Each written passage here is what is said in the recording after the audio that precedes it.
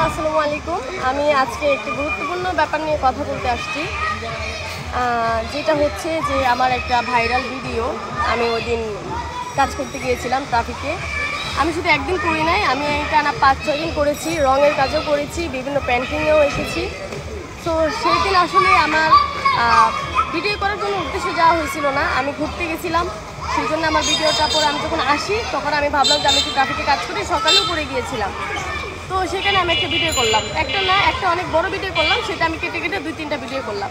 তারপর আমি এই ভিডিওটা পোস্ট করলাম। আমি জানি না যে এই ভিডিওটা এত পরিমাণ ভাইরাল হবে, মানুষের নিয়ে এই ভিডিওটা নিয়ে এত ট্রোল করবে। আচ্ছা, যাই হোক, আমার ভিডিওটা এখন সব জায়গায় ছড়িয়ে গেছে। সবাই আমার থেকে কেটে কেটে ভিডিও নিচ্ছে, আমার টিকটক থেকে।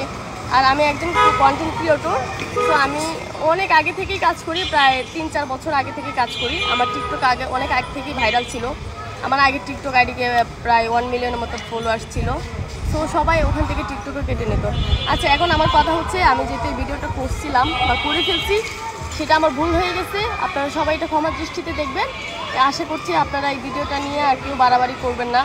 আমাদের 7 কলেজের যে গ্রুপ আছে, বিশেষ করে সেইখানে, বা আমাদের ইডেন কলেজের যে গ্রুপ আছে, সেইখানে কেউ এটা নিয়ে বাড়াবাড়ি করবেন না। আর আমার যে বড় আপুরা, সিনিয়র আপুরা আছেন, তাদের উদ্দেশ্যে আমি বলতেছি, আপনারা আমাকে ছোটো বোন হিসেবে এটা দেখবেন, ছোটো বোনের মতো করে মাফ করে